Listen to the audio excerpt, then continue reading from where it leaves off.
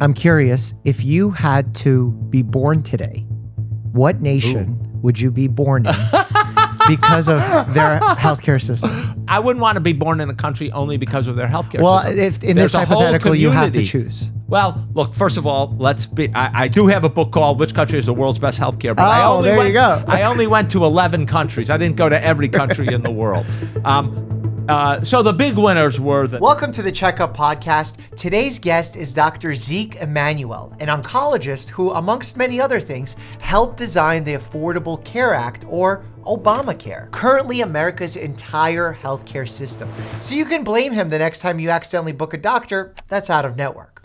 All kidding aside, Dr. Emanuel has been extremely influential in establishing the structure of the average American's healthcare, both the good and the bad. Providing coverage for Americans with pre-existing conditions? That's Zeke. Having to enroll in a new policy every year for the rest of your life? Well, that's also kind of Zeke too.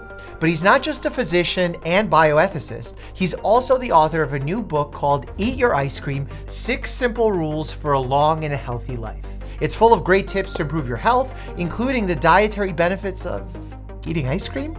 Am I reading that right? Yeah, we'll dive into that for sure. Everyone in America seems to hate our healthcare system, me included, and while people throw out suggestions like universal healthcare or let the free market decide, the reality is that providing healthcare for over 300 million Americans is more complicated than social media comment sections might have you believe. So, given we've all had frustrations with receiving healthcare in this country, I want to ask what he thinks the real problems and solutions are, and which countries he thinks are actually doing things much better.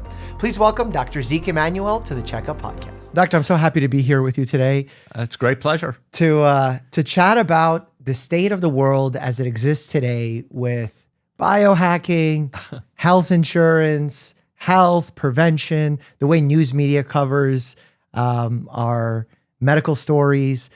What's at the forefront of your mind these days? What's keeping you up at night? What are you concerned with? Well, I think that there are two separate things. Okay. The thing that keeps me up at night is, frankly, the health system and the fact that it's cracking, and there are lots and lots of problems, and we have no path from here to realizing any of the goals of a healthcare system. Universal coverage at reasonable cost with high quality, decreasing disparities, and satisfaction by everyone. Every one of those goals we don't fulfill. Many other countries get 2, 3, even 4, but we can't get to any one of them. So that keeps me up at night. Why do you think that happens?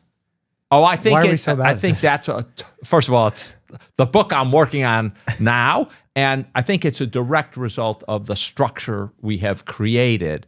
It's so complicated. There are so many different ways of getting insurance and therefore falling through the cracks. It raises costs because of all this duplication, and it has a lot of opportunities for gaming, which also raises costs tremendously. And so we have no way to get everyone covered. We raise costs, and we have taken our eye off the ball of health. And the problem there goes to the second topic, which is we've actually created a society where ill health is actually kind of built in. And we see it all around us. The fact that our life expectancy is shorter than almost every other country.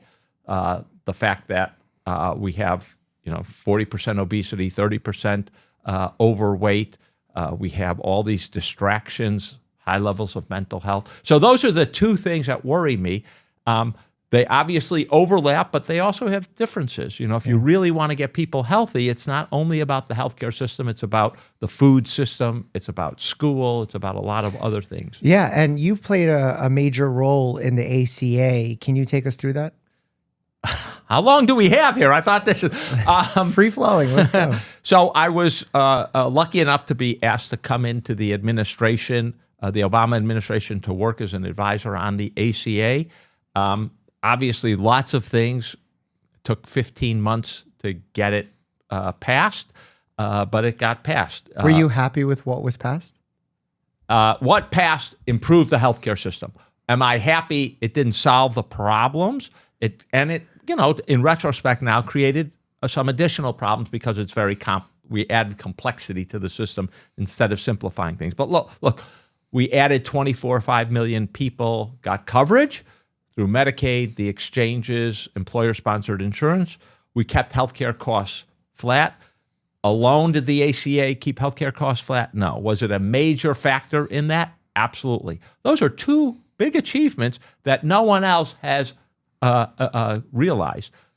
We're now 15 years out with a lot of opposition by the Republicans, no help in trying to actually improve it. And there's no business in the world that I know of that would put in place a plan to go forward and not revise it over time. We, in the United States, in our public policy, we put in a plan and we sort of let it go and we don't come back to it. We don't build in a way of making modifications and improvements in general. Sometimes they do. Massachusetts, when they implemented Romney Care in the early 21st century, they actually had a mechanism for making minor modifications constantly, and that was really important.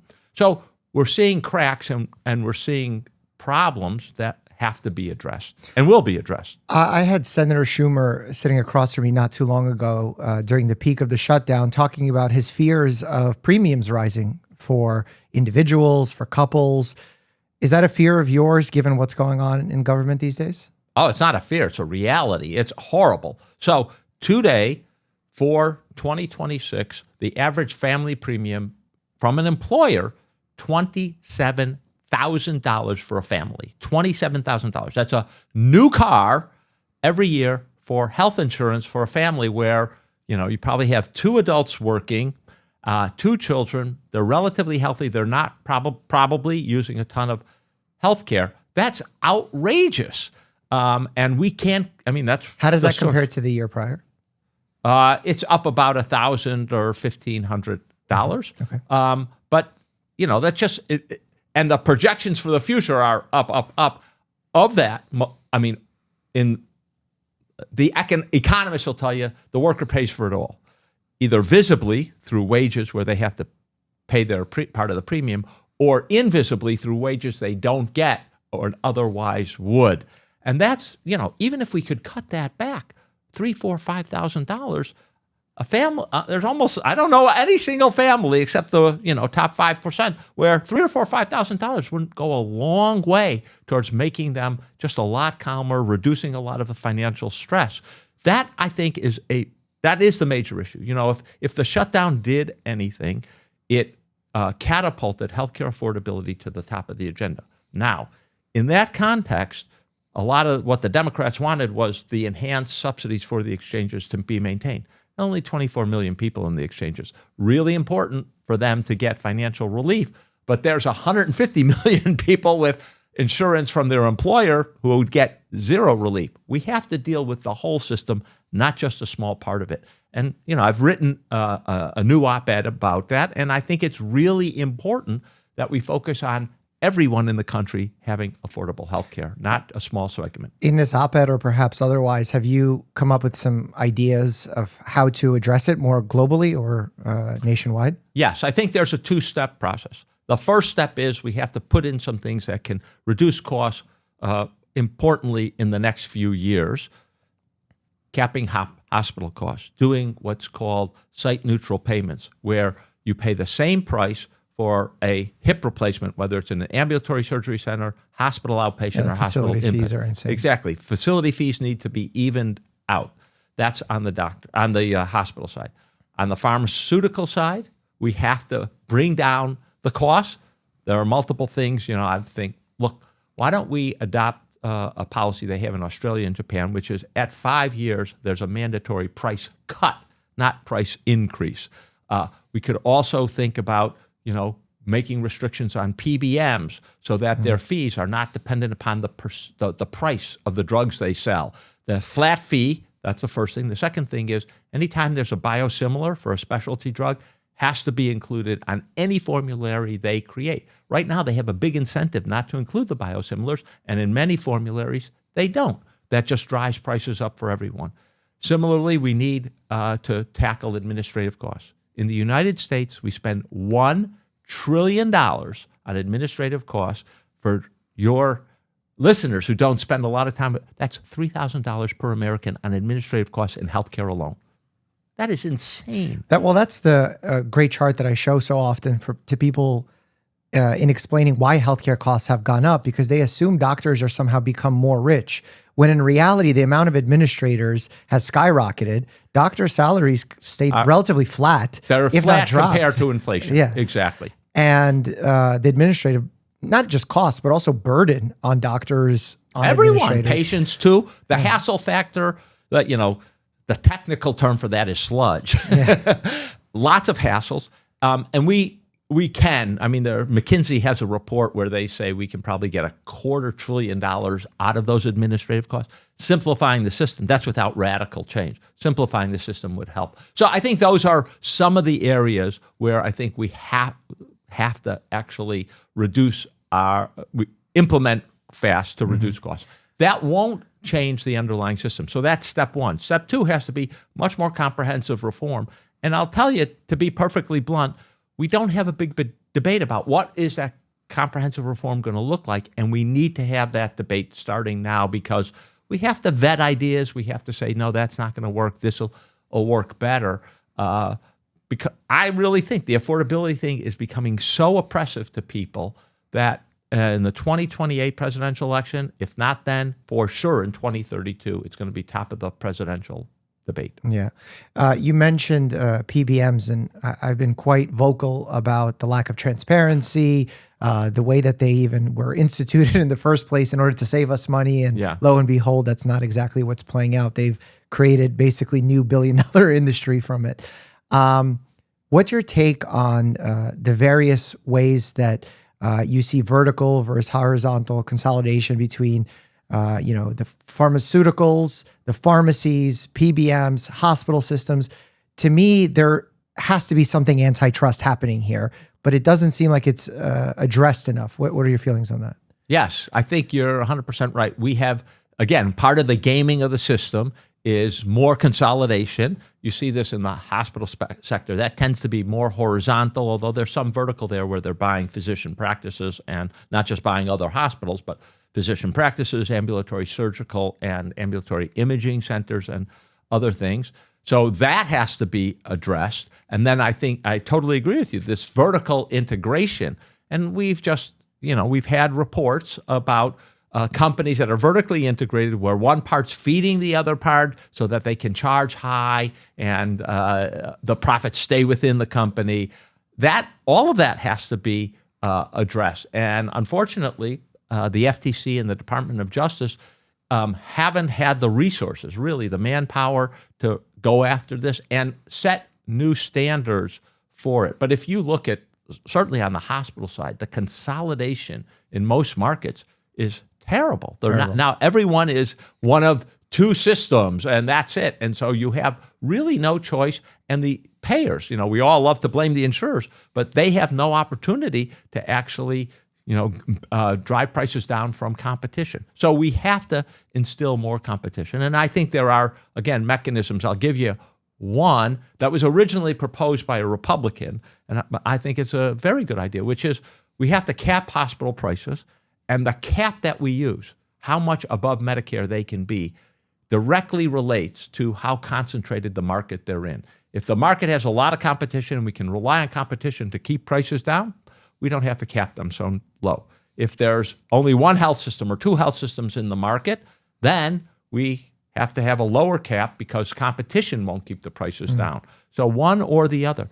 And I have to tell you, people are sufficiently frustrated by hospital prices that you have new legislation in places like Indiana, not a blue state, right, about capping hospital prices for commercial insurance because it's like, this isn't working. The system and the competition just isn't working. Yeah, I think about, in medical school learning Stark laws and then looking at vertical consolidation being like, how is this not basically the breaking of those laws? 100%.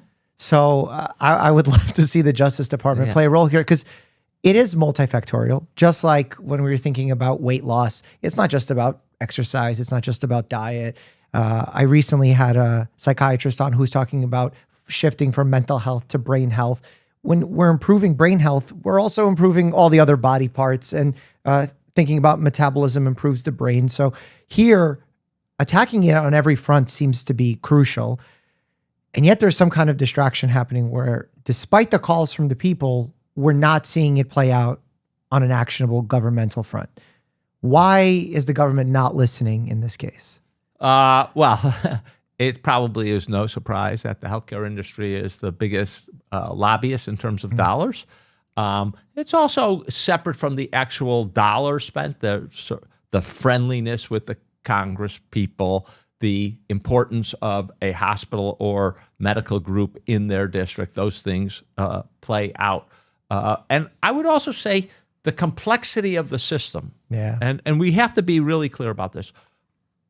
99.5% of Americans don't understand the I would complexity. say doctors are probably in the same And I would agree with you. People ask their doctor, but doctors they don't understand how the system works. So, what's a PBM? You ask most doctors, they couldn't explain exactly what is happening behind the veil. And so part of and that's not their fault either. No, not at all. Because they're supposed to know the science and how to treat healthcare exactly. issues. And so they're not health policy experts, they're healthcare experts. And part of the issue is it's so complicated that most legislators don't understand the system. They have a few talking points about it. They might understand a corner of it, but they don't understand the whole system.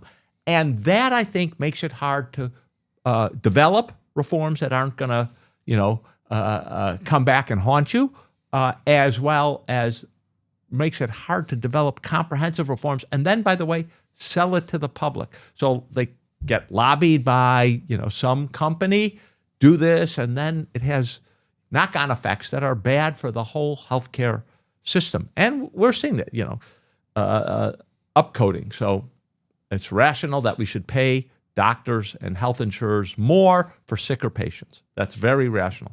Okay, now how do you determine a sicker patient? And then you've got a lot of gaming that can go into it, and everyone's manipulating. Here's the system.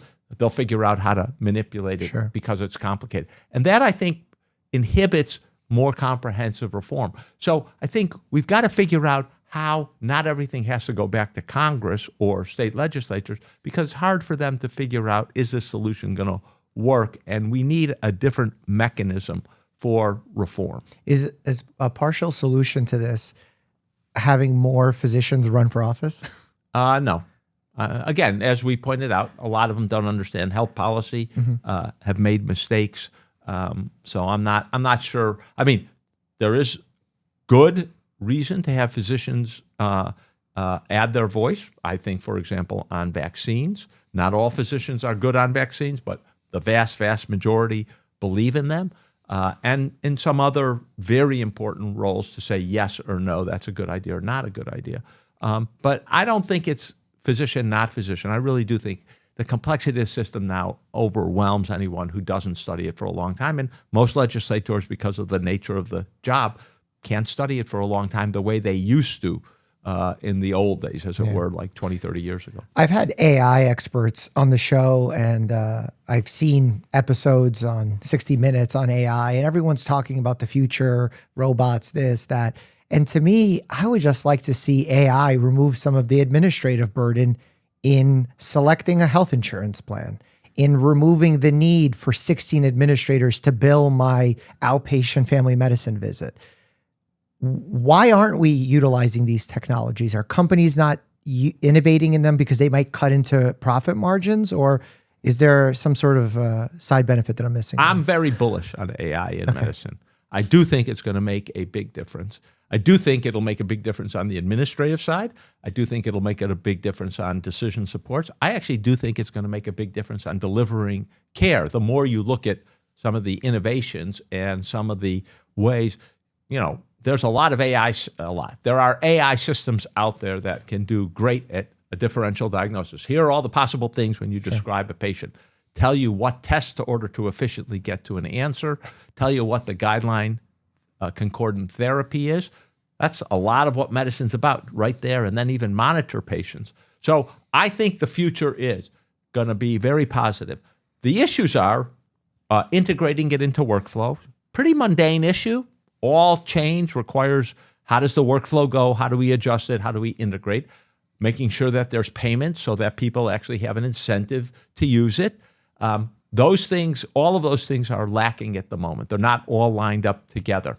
I am I do think in the next 3 to 5 years, we're going to see a massive impact of AI in healthcare, and in exactly the way that you want, which is reducing administrative burdens, making things like scheduling much easier, probably even answering a lot of patient questions from the scenario and flagging ones that are complicated and need nurse practitioner or physician engagement. So I think that's a big likely direction. But again, we're going to have to get the payment right so that if you use AI, you actually don't lose a lot of money. Sure. And we're kind of at this awkward growth stage where right now the AI that I am having access to is making it worse because we're essentially training the models and putting in extra work in order for it to develop perhaps into something valuable. But I use open evidence. Sure. And it's Up to date has the new AI. Very, that's really very good. impressive. Yeah, for sure. Now, there is value to be had. At times, though, especially with some apps, I've been shocked at the things that have come up in my time teaching residents. They bring me something and it's completely out there with these hallucinations. So it does happen. So I would say a big AI expert in California who's a big investor in AI in medicine was telling me, he says, look, you have to understand AI, the best analogy to an AI, he said, is like a car, right? Some cars are tuned for racing. Formula One, okay, you're not going to take a car who's going in New York City traffic and put them on a Formula One track. They have to be tuned right. So general AI, not good in medicine, right? They will hallucinate a lot more.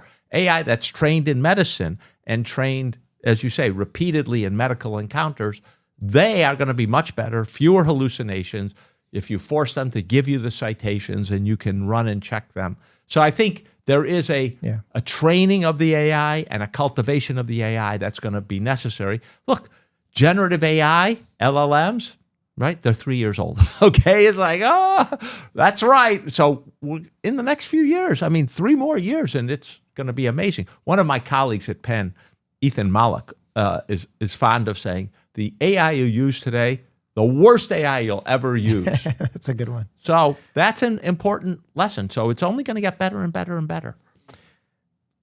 Optimistic viewpoint. Yes, I am very optimistic. I have been, not every prediction I make comes out. I think my prediction rate is pretty good, but I could be wrong about this, but I am bullish. Mm-hmm. Is there a world where AI replaces physicians or cuts their workload? Yes. How so?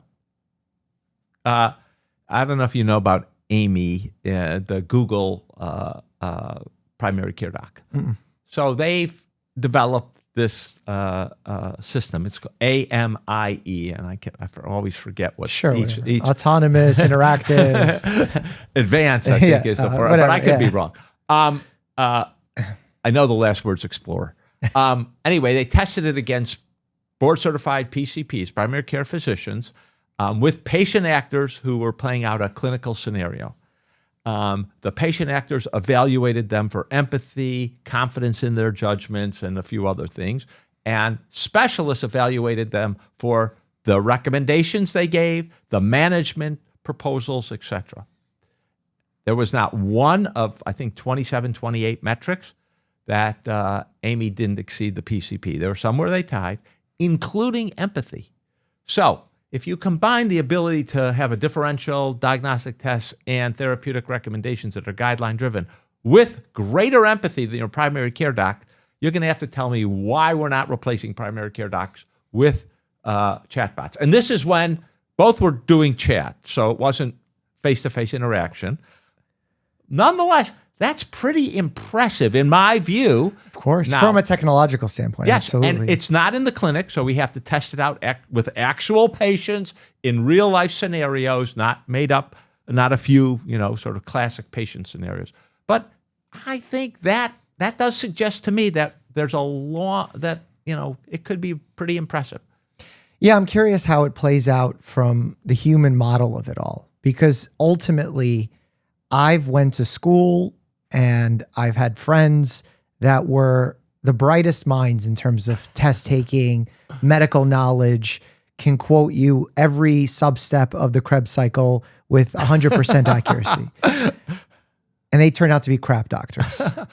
I agree. So I had the same exact. So when I was an intern, and I had taken 4 years off for a PhD, and so I was a bit of a rusty intern, I had a rotation with another intern from Hopkins, and we were on the oncology ward together. We would go into Hodgkin's disease, and I would fumble around a little and he would just like report out Harrison's textbook, here's the differential diagnosis, here's the test you're doing, here's a chemo if it really is Hodgkin's, blah, blah, blah. And I'm like, God, this guy's great. Then we were on night call together, and he, well, you know what night call is. Someone goes south. Something happens. You've got to make decisions. You've got to implement treatments, blah, blah. He froze. He just couldn't take all that responsibility for having to make a decision in the moment and analyze, what's this most likely to be and what should our intervention be and when do we reassess. He left internal medicine and went into pathology. Okay, less patient interaction. So I don't think that's going to be the problem with AI. I don't think that is going to be the problem, that it has all the book knowledge and can't apply to scenarios, because they're going to train it on scenarios. I think that they can definitely apply it because it's clear with their winning empathy points. They can clearly apply it. The question is, does the human trust the robot equally long term? And I'll present you a real life scenario that's happening right now with an industry leader, Elon Musk, who has his own LLM, very popular, integrated on X. And Elon Musk is a fan, or at least has been a fan historically, of Secretary Kennedy. He pushed for his appointment. He says what he's saying is great. But if you ask Elon Musk's own LLM, what are the percentages of accuracy of what Secretary Kennedy, when he makes a health claim, what is the accuracy? It's 0 or low percentage points. But Elon Musk doesn't seem to care. So will humans care about what the AI say? I think so. A great proportion of consulting LLMs relates to healthcare. And I think people are looking for answers. They look for answers at times that doctors aren't available. So I do think they're going to trust LLMs, especially LLMs that are trained on medical information, and give them references so that they can be somewhat confident. So in the era of AI that we have right now, we have pretty good LLMs to give us general information. Why is the anti-vaccine movement growing?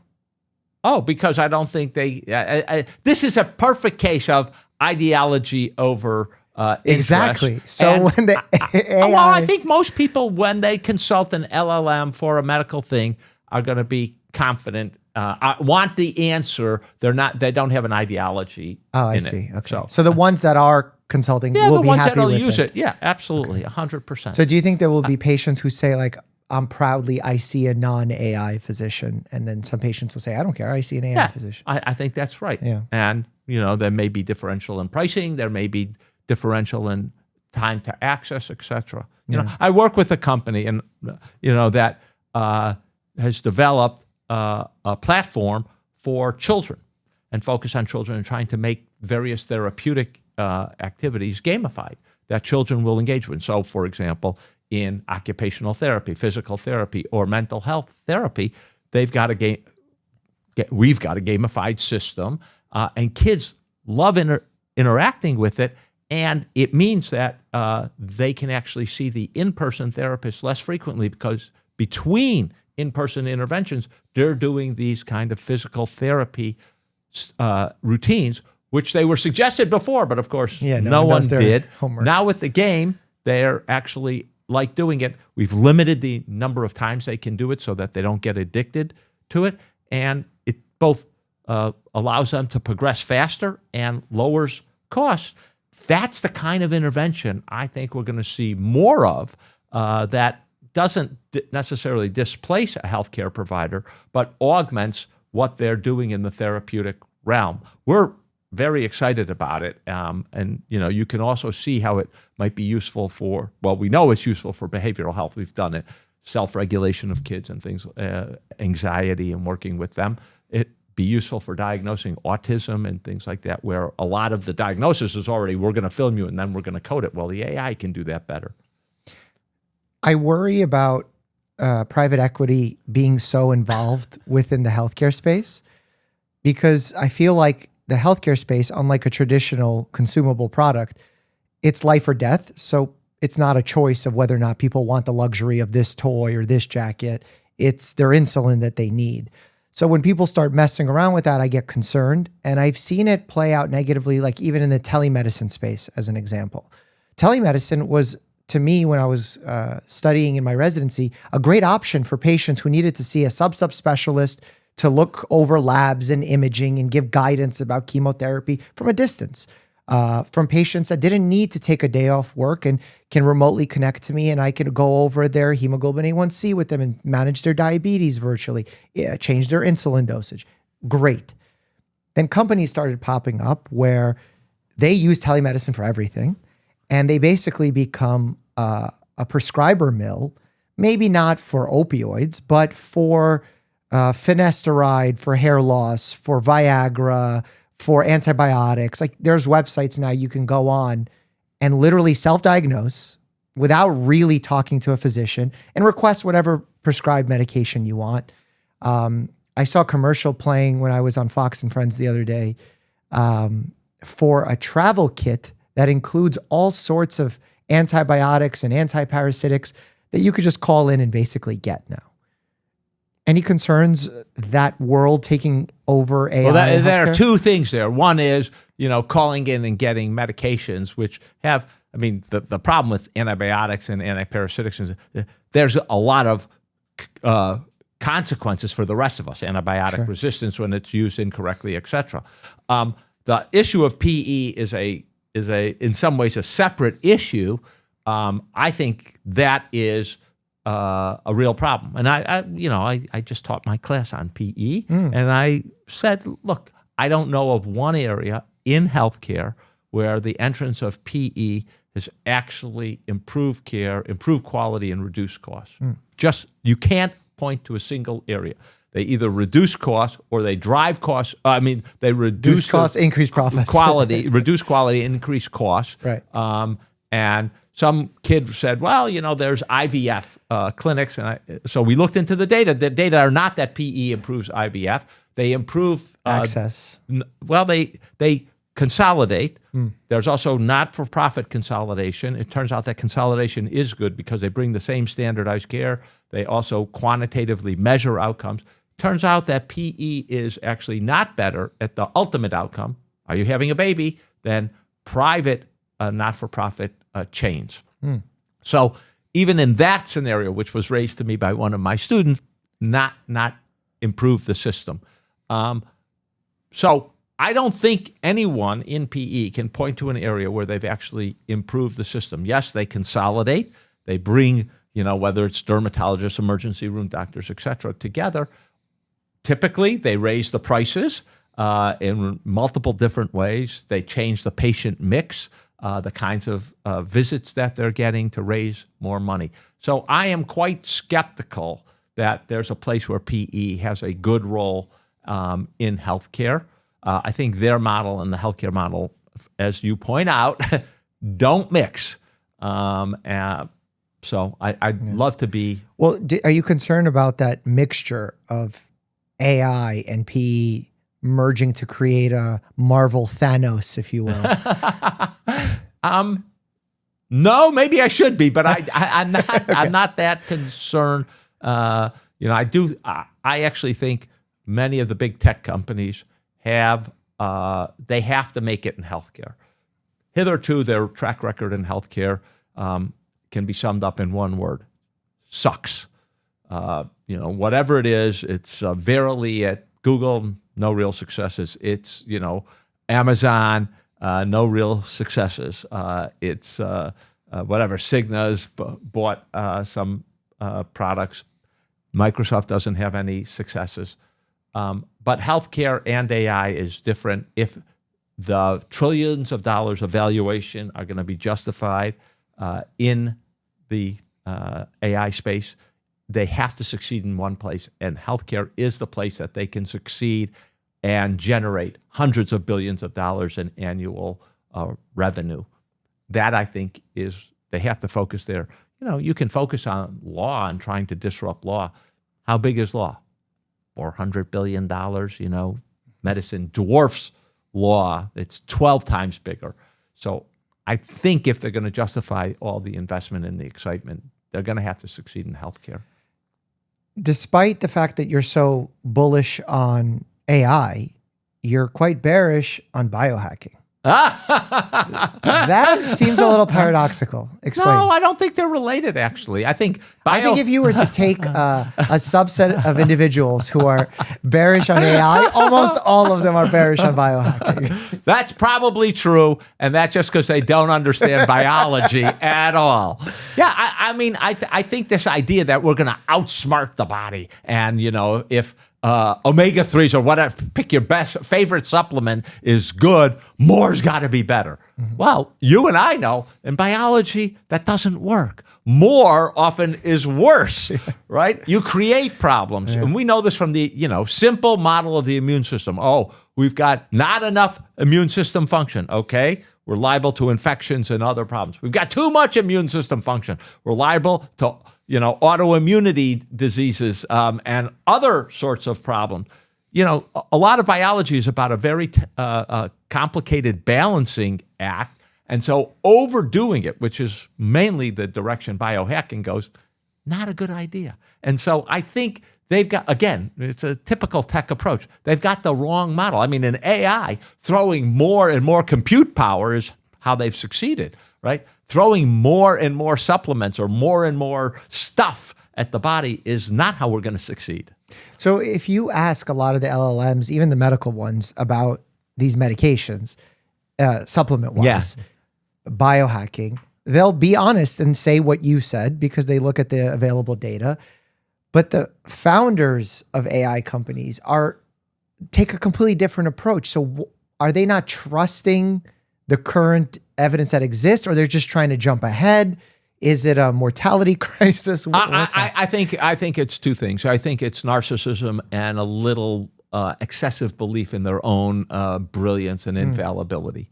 They think they've succeeded in this area, LLMs, and therefore they must be a genius across the whole realm. I mean, you've met these kind of billionaires, right? That's their view.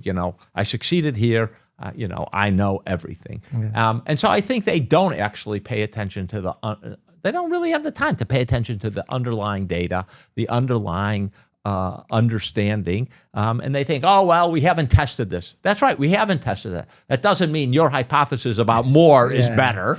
And we do know in the supplement world that, in fact, most supplements, I mean, not all, but most supplements are not helpful. There are contexts and cases, and you and I know them, where it's really important. A woman who's trying to get pregnant, thinking about pregnant or is pregnant, got to make sure that she has folate, she has enough iron, etc. Vegans, well, they unlikely to get enough vitamin B12, right? They've got to take supplements. There are other areas, older people, same thing. They might not be able to generate, absorb the B12. So we do need some people to take some supplements. That is far from the millions of dollars in multivites and all the. I mean, I'm always shocked. I go into CVS and probably the single biggest thing they're selling there, supplements, and they're always reduced because it costs nothing to make and they charge $20-$30 per bottle for the label. Yeah.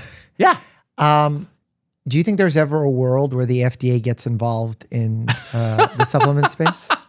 What do you mean? There was a world, and then Orrin Hatch took that world away because a lot of the supplement makers were based in Utah. Could we go back? I don't know. Maybe as part of some comprehensive healthcare reform package, it would be kind of important. I do think if we had a situation where supplements were contaminated, a lot of people died from it in a visible way, that actually could generate interest in going back to regulation. Yeah, well, a person I was debating supplements with the other day, their argument was way more people die as a result of pharmaceuticals than they do supplements. And I'm like, but that doesn't tell you nearly the full picture. Right. Depends what diseases you were treating. And mostly supplements are for healthy people, right? And mostly pharmaceuticals are for sick people. Yeah. And the idea, at least my notion is, when people say supplements are fully safe, when they're trying to sell you, they're like, this is natural, it's safe. To me, anything that's 100% safe has no action. Because in the body, every action has a reaction. So if it's fully safe, that means it's bullshit. It's not doing anything to begin with. So my version of that exact point is there's no medical intervention I know of that doesn't have side effects. Yeah. Just doesn't. Even a simple blood draw can have serious side effects. Okay. So it's low probability, but not zero probability. And that is definitely true. You are, as you point out, you're trying to provoke a reaction by the body but sometimes it goes awry, either because of your genetics or because, maybe you've injected that medication and it didn't get into the vein. There are all sorts of reasons of course. You could have a problem. So I imagine you have really smart friends, you have billionaire friends, your family is in the upper echelons of society. What do you do when someone comes to you really saying, come on, you got to say this IV therapy that I get after a night of drinking, or these supplements really work. I want to get a full body MRI. How do you talk them out of it? I don't know that I succeed to the billionaires because, again, they think they know everything. They're rich. Okay. But I do get asked questions about all sorts of things, and I try to explain the data. First of all, I say, why do you want that? The most important question is, what are you worried about? Okay. You're a 33-year-old person, no health problems. You want a full body MRI? Are you crazy? First of all, there's nothing there. And if there's something that shows up, it's most likely to be a false positive. So now you're going to go through a bunch of other tests for nothing. All right. You have to target what you're doing, and just shooting, randomly, getting a bunch of quote unquote predictive blood tests or gene markers doesn't tell you anything. And then you have to know, do we have a treatment for whatever it is that you're coming up with? And I think people don't think, my experience is a lot of the people who ask me these questions don't either know the data, which is one reason they're coming to me, and that's fair. I'll tell you what I know, and if I don't know, I'll look it up. Someone actually recently sent me an article. He says, you said melatonin is no good for sleep, but I have these data that suggest it might be good for endurance. What do you think? Well, turns out it might be good for endurance. I just covered a study that it causes heart failure, so I guess it depends what you're studying. Well, but that's part of the issue is, we've got to actually look at the comprehensive set of data. So I try to give people the data. I try to give them my best recommendation about whether this is a good idea for them, given their situation, their age. In general, we overdo it. And I would say two things. A lot of people, especially probably people listening to your podcast, are probably already healthy. And they just need to be reassured. You're doing the right thing. You're going in the right direction. Don't get diverted by all this other stuff. And I think that's very important. One of the problems we have as human beings, and there's some interesting research, our natural tendency is we got a problem, we want to solve a problem, let's add something, right? So we add a supplement, we add an exercise, we add, a sleeping aid. That I find that in wellness at this moment, what we mostly have to do is take away. Stop doing the bad stuff, because we have a lot of bad stuff in our lives. Whether it's food and nutrition, it's risky behaviors that are out there. It's things that people have been doing forever, but the risks have become much more obvious, like alcohol. So I think part of what I try to convince people in the wellness space is chill out and actually focus on getting rid of bad stuff. There's some really good stuff you should do, and then we can make it easy, a few steps. The other thing I like to emphasize to people is we know that you can't do this by willpower. You have to develop a habit, and the habit, you have to be able to stick to it.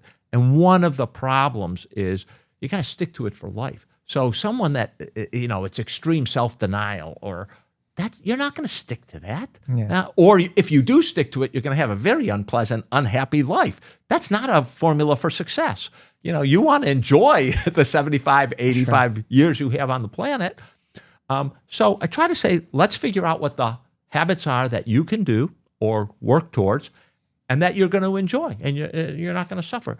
That's one of the reasons I really like to emphasize for wellness social interaction. Social interaction is good for you. It's good for the other person, and you get the results today, immediately, as well as long-term results in terms of health and longevity.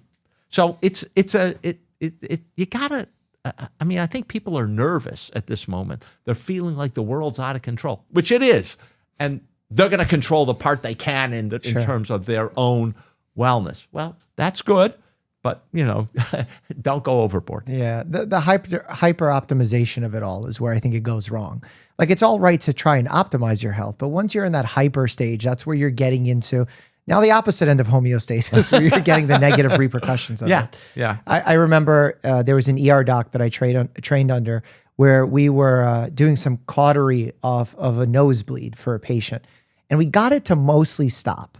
And I said, but it's not perfect. Let's get it perfect. He said, the enemy of good is trying for perfect in healthcare. And that really stuck with me because I think it applies in a lot of these biohacking scenarios. Totally. I agree with you. And also, we might know optimization on a population basis, but for in an individual, we don't know what optimal for you is or me, given our, genetics. And well, now you can buy a kit that will tell you what's right for you. It'll check your stool for the microbes. And my favorite is what a lot of these companies do is they'll check your stool or your microbiome and they'll say, you should eat more fiber. I'm like, hey, I could have told you that for free. Yeah, exactly. 7% of Americans haven't get enough fiber. I love those raspberries and Brussels sprouts. Exactly. I have a concern. I'm curious if you share it. If you look at the specialties that young doctors want to enter, usually, and it's not one-to-one, but the pattern is higher paying specialties end up receiving the most attention: primary care, psychiatry, pediatrics. The most important specialties, really, if you ask me, the foundation of a good healthcare system, get reimbursed the least amount of attention. And I think about how that's playing out today, and I see what kind of physicians and gurus are making good financial outcomes. And I worry how this is going to impact the future education of students. Where are they going to see the model we're talking about, this boring, old, yell at the clouds mantra that we're doing, versus Brian Johnson's live to 150 model, and say, even if his is a little off, he's still telling people to be healthy, and I could become a millionaire doing that. Do you think that might shift the way young, brilliant minds might end up entering the health sphere?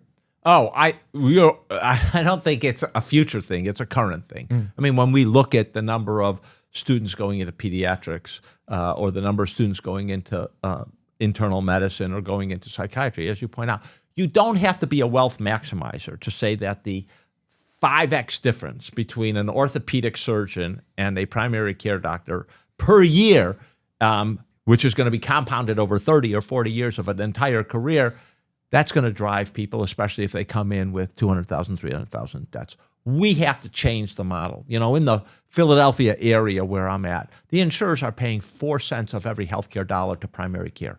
And I keep chastising them. That is absurd. You are going to hollow out, and then you're going to bemoan, oh, we have no primary care doctors. Yeah, you caused it. Yeah. And we have to change that reimbursement system. And I've been arguing for a long time that we need a different model. If we took just 2 or 3% from hospitals and we took another 2 or 3% from specialists, we could double primary care doctor pay. And then you would see a very different scenario. And not just internal medicine, but as you point out, pediatrics is way underpaid, especially pediatric specialists are way underpaid. And those are things where it's a problem now. It's going to be a huge problem in 10 years. And there's problems you can't fix overnight. It takes decades to fix that because of the long pipeline of medical training. So I totally agree with you.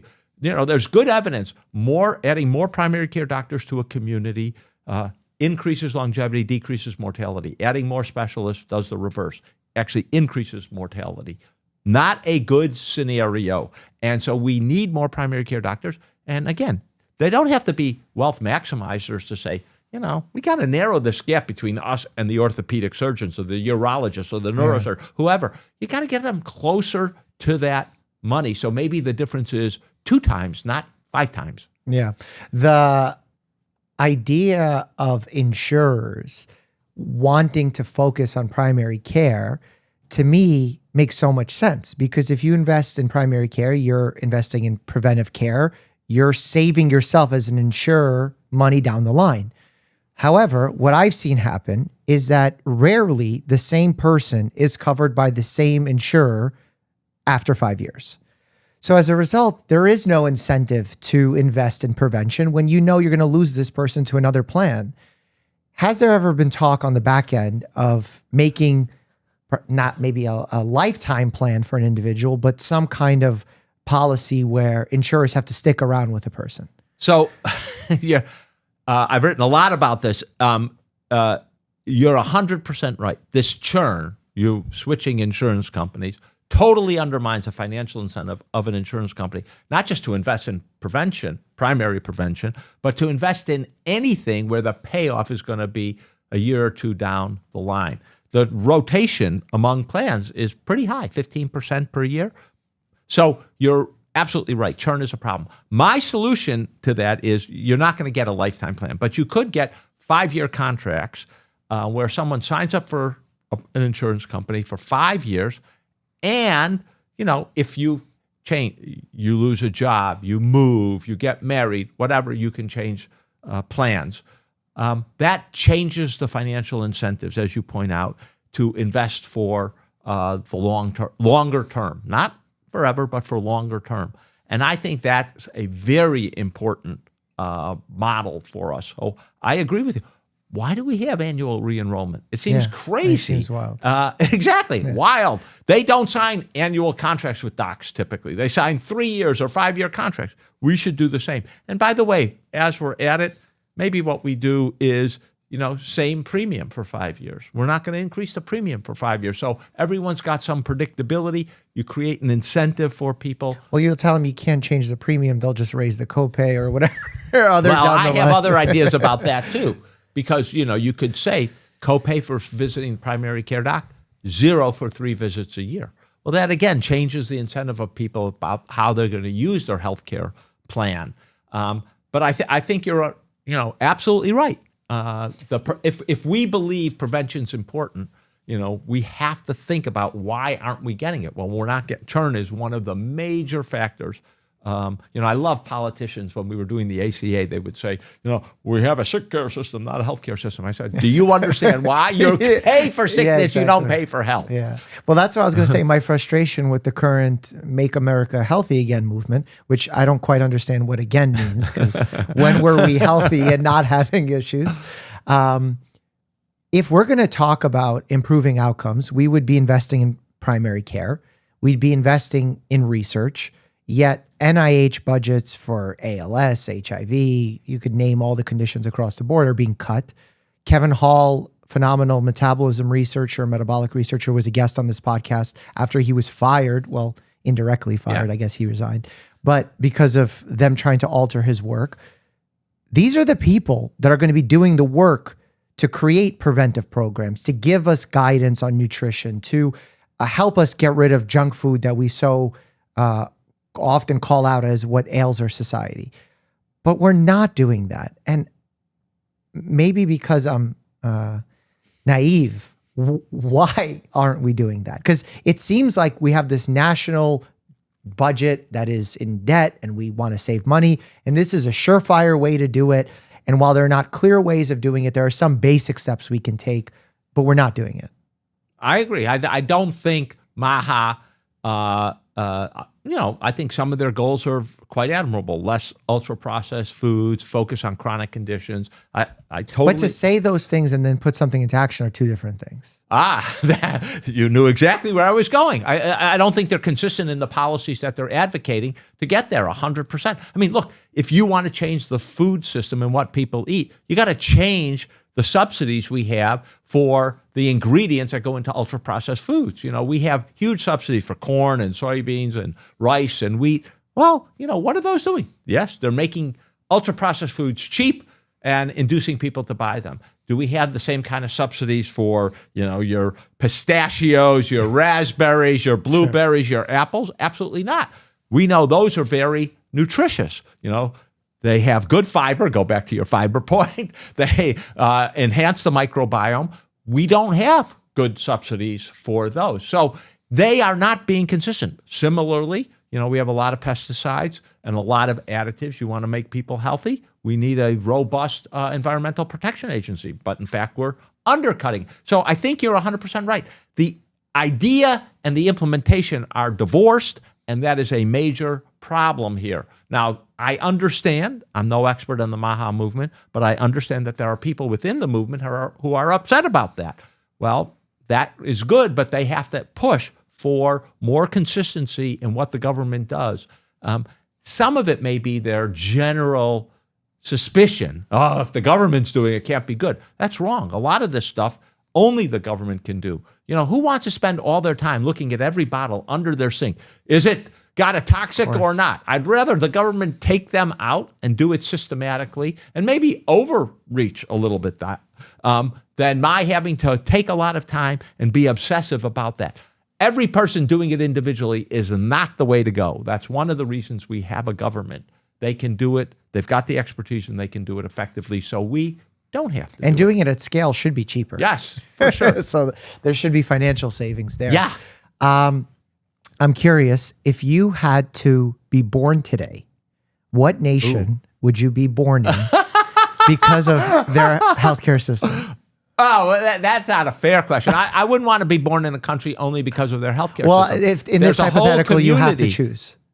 Based on the healthcare system? Yeah. Well, look, first of all, I do have a book called Which Country is the World's Best Healthcare? But I only went to 11 countries. I didn't go to every country in the world. So the big winners were the Netherlands, Germany, and Norway. What are they doing well? What are they doing? Well, they're definitely emphasizing, especially the Netherlands and Norway, emphasizing primary care. To get to a specialist, you really have to go through a primary care doctor. They put controls on prices. They do give you, especially in the Netherlands, they give you choices of different sickness funds, they call their insurers. They make their primary care doctors manage mental health conditions. So almost all of them have nurses who manage mental health. They have doctors or nurses who are accessible 24/7, who have access to your medical records. So they have a lot of things that are going in the right, and they only spend 11, 10, 12% of budget. So they have a lot of other money that can be spent on enhancing schools, infrastructure, environment, and other things that make people healthy. I spend a lot of time in Norway because I have a research project with Norwegian University. So I love Norway. It's a beautiful, beautiful country. If you haven't been there. I haven't. I got to go check it out. Oh, you got to go check it out. I've got a good apartment you can stay in. It's a wonderful place. And most everyone speaks English. They have great food. And what's a food tip in Norway? What's the food tip? They have a lot of fish for one thing. They also have really invested in heritage food. So people doing, the old way of getting goat cheese. Well, they've got a lot that they invest in people who want to do that. And a lot of it's fresh. The fishermen went out and it's on your plate at dinner. And so that's a pretty special. Okay, that's a good one.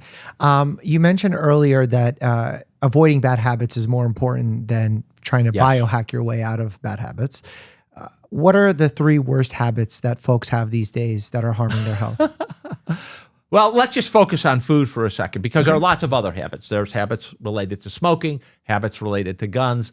But if you focus on food, so my suggestions on food in my book are 1, 3 don'ts. No sugary sweetened beverages. Sodas, for example, have 140 calories. That's about 10 teaspoons of sugar. Just imagine, 10 teaspoons of sugar in that little can. No nutritional benefit.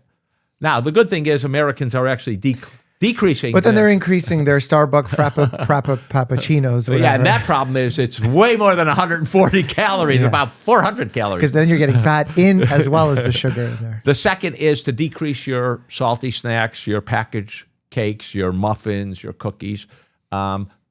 We have, over the last 30 years, increased the amount of those packaged snacks and sweets that we're eating to be about 500 calories a day. 25 to 20% of a adult's recommended diet. That is a big mistake. There are good, nutritious snacks you can have, whether they're nuts or fruit or hummus. Too many packaged snacks, ultra-processed foods. And then there's the more general ultra-processed foods. Just shy of 60% of all our calories are ultra-processed foods. We have to reduce that substantially. That requires a whole social change. What you can buy and afford, as what you can cook. One of the things I learned from my research assistants who are just fresh out of college is they have no idea how to cook. They have no pots and pans. Their parents never taught them how to cook. There's no home economics in their classrooms. They didn't know. They can't even, I gave one of my research assistants in frustration, I said, here's a roast chicken recipe. It's not complicated. It's about the easiest thing you can get. He had no roasting pan. He didn't know what a whole chicken was as opposed to 8 individual pieces. It was like, are you kidding me? This is ridiculous. And a super smart guy. So we got to change those 3 things. And then there's some positive things. I noticed you didn't say get rid of dyes in our foods. Oh, getting rid of dyes is fine. It's just not going to make us healthy. Okay. These other 3 things are really way more important. And then there are 2 positives that I'm really hot on. One is fermented foods, yogurts, kimchi, kefir, miso, sourdough breads, aged cheeses. Those are very good for the microbiome. And they've got, yogurt especially has a lot of protein in it. Kimchi has a lot of fiber in it. Very, very good.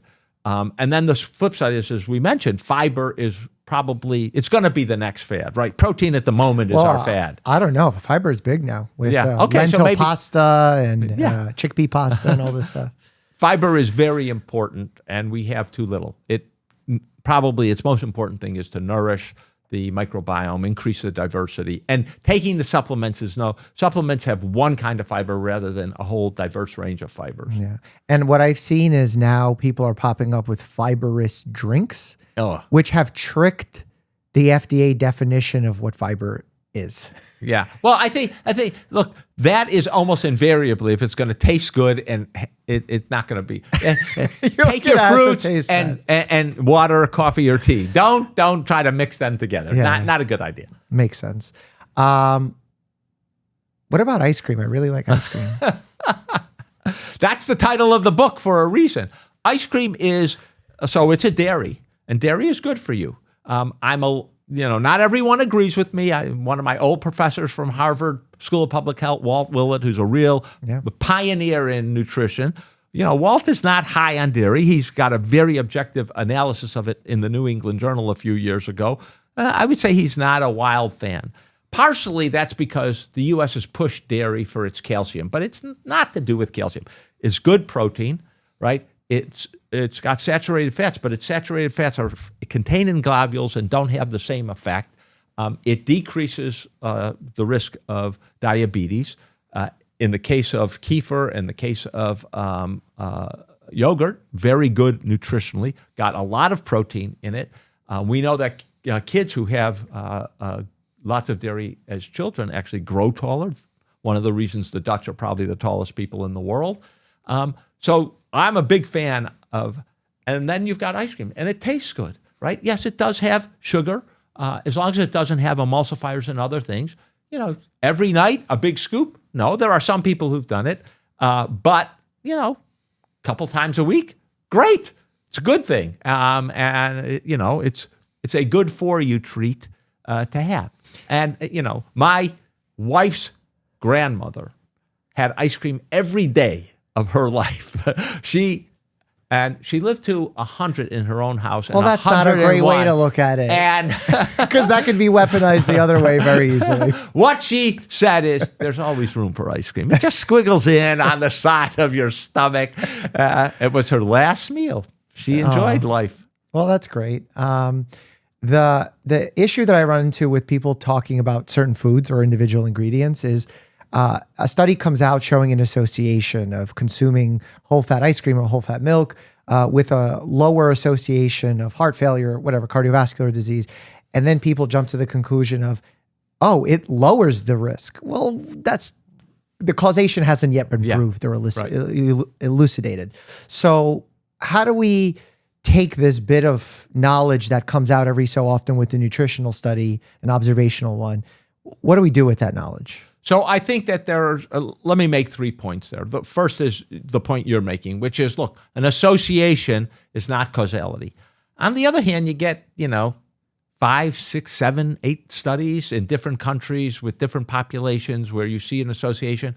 You're going to have to really, really convince me that this is just all artifact. So I don't think every association study is the same. And obviously, bigger association studies done more rigorously help. The second thing you would like to see is some plausible mechanism. So one of the things we're beginning to see a lot of so there's a, association seen in the observational studies, as you point out, that aren't causal. And then you see people going to like the UK Biobank. This is very common. And they're looking, well, how does this potentially affect the physiology such that the outcome, preventing diabetes actually occurs? And once you see that, you're like, wow, that really adjusted the inflammatory markers, and it really looks like it's more than just an association. The third thing is we've seen now in some other studies, like, for example, of diet of artificial sweeteners. There's a study out of the Weizmann in Israel published in Cell where they took people, put them on artificial sweeteners in sodas, and they showed that there was a microbiome change. And then they took the microbiome from the people who had the diet sodas and put them in mice, and the exact same phenomena happened. They gained weight. Their microbiome was reduced. So that lends a lot of plausibility to the physiological approach. So I like to see, are there lots of studies done differently, different populations?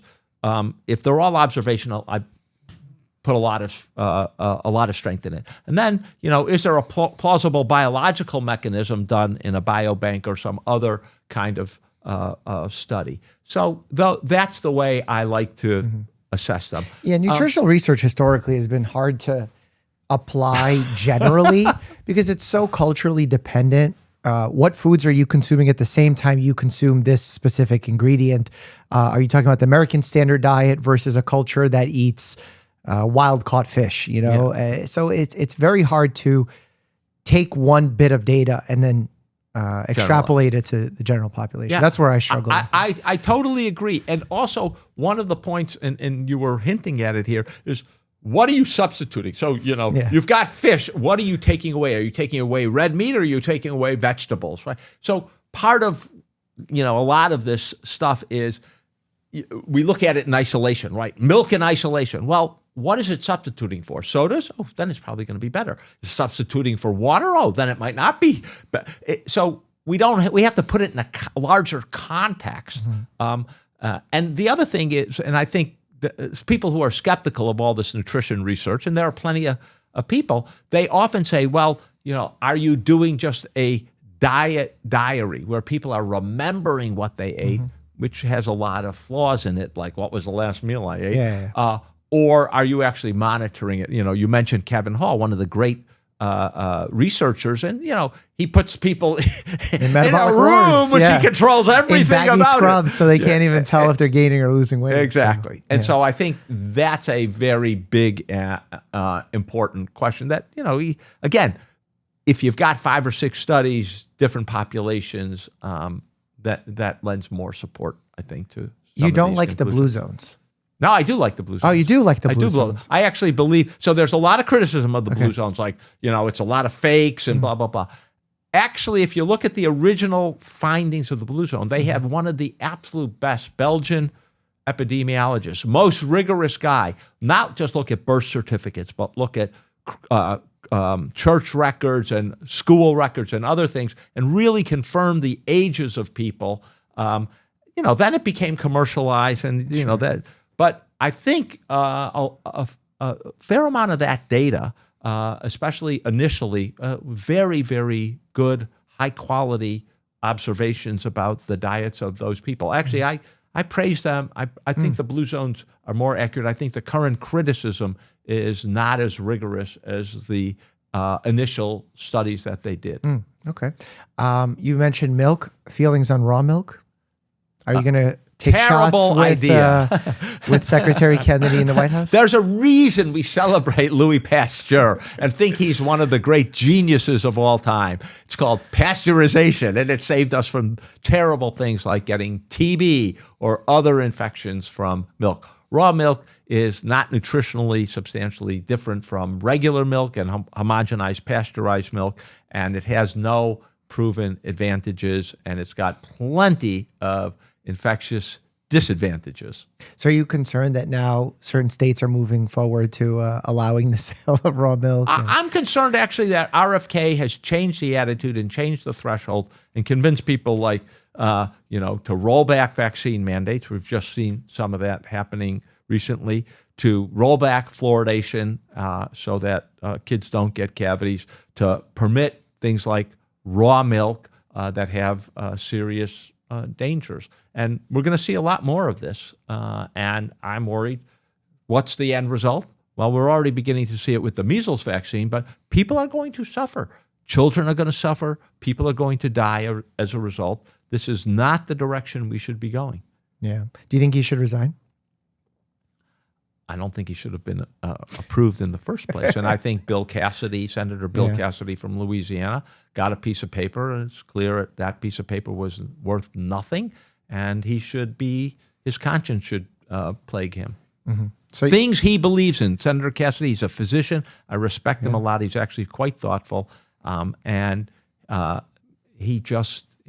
pressure on him to vote yes, and we have all suffered because of it. Yeah. So you want him to stay in office? No. So you want him to resign now? I just, however we can get him out, you're happy with it. Because I did a whole video, an article. Actually, we got it published in Fox, of all places, calling for his resignation because he's just doing anti-science work in a position that requires the highest integrity of science. I totally agree with you. And he's been a big danger. This vaccine. I mean, the Tylenol autism press conference was the biggest disaster, I think. And he's creating a situation where we might not have manufacturer of vaccines. He argues, I'm not taking vaccines away from people, but you're going to create an environment where no vaccine manufacturer can make a profit. That is going to take vaccines away from people. Mm-hmm. How do you feel? And that, by the way, on a day, or I guess it was yesterday, where we got data that the shingles vaccine, slow dementia, right? I mean, it's like, this is crazy that human papillomavirus, prevents cancer. I think he doesn't believe, this is my personal belief, that he doesn't believe in germ theory. Interesting. Interesting. Because the whole HIV poppers thing is just strange to me. And it just seems like he doesn't believe bacteria is an issue or viruses are an issue. So most people either love or hate, I rarely see someone who's indifferent, GLP-1s. What are your feelings on them as a class of medications? I've written a lot about them. I am actually quite bullish on GLP-1s. If you look at the data, they make a big difference to people with obesity, a big difference to people with diabetes, and looks like they have big impacts on addiction now. And because of the impact on diabetes and heart disease, you've got a big impact on cardiovascular mortality, you've got a big impact on renal disease, you've got a big impact on arthritis and the need for hip and knee replacements. Do they have side effects? Yes. Probably the major, most worrisome side effect is muscle mass loss. And we still don't know the optimal way of using them. How much diet wraparound do you have? Can we sort of treat people for a year, get them to 15 to 20% weight loss, and then microdose them and maintain it? We've got a lot to learn, but there's new ones on the horizon. They're remarkable drugs. I like to say that there are, 5 big innovations since the Human Genome Project. There's CRISPR technology. There's gene editing, which was done at Penn. There's CAR T therapy, which was done at Penn. There's mRNA therapy, which was done at Penn. And there's GLP-1s. All of those are huge breakthroughs, and it's a huge breakthrough. Philosophical question about GLP-1s. Given that we as society love shortcuts, is there a world where we fall in love with GLP-1s to a level where it perhaps becomes an unhealthy medication, even though it has so much process for these conditions? No. And I think, people are, especially in the MAHA movement, we shouldn't use GLP-1s. People should have responsibility and they should eat better and exercise. One of the things I think that might happen with GLP-1s is people actually improve and their entire attitude towards life changes. They now see a future. They see themselves in a different place. They might then begin to invest in wellness, eating better, exercising, sleeping better, having more social abilities because their body image has changed and the like. So I actually think that could be a real positive, a self-reinforcing cycle. What bothers me is that people who are, have a BMI of 25 or 26 are now PED use. Oh, that is awful. Yeah. Awful. And I don't want to pay for that.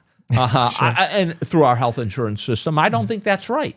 But I do think people who need it, who have a BMI of 35 or God forbid 40, they definitely should be trying it. Now, they might not be able to last. The side effects might be too great, etc. But there are real benefits. And costs are still an issue, even though we have this wonderful press conference. Well, look, it could be a game changer for the whole healthcare system if we could get the costs under $100. One of the biggest problems, it seems to me, is that we haven't thought creatively about the cost. Look, let's face it, Eli Lilly, I think last quarter made $10 billion in revenue of $10 billion on GLP-1s, and a lot of that was profit.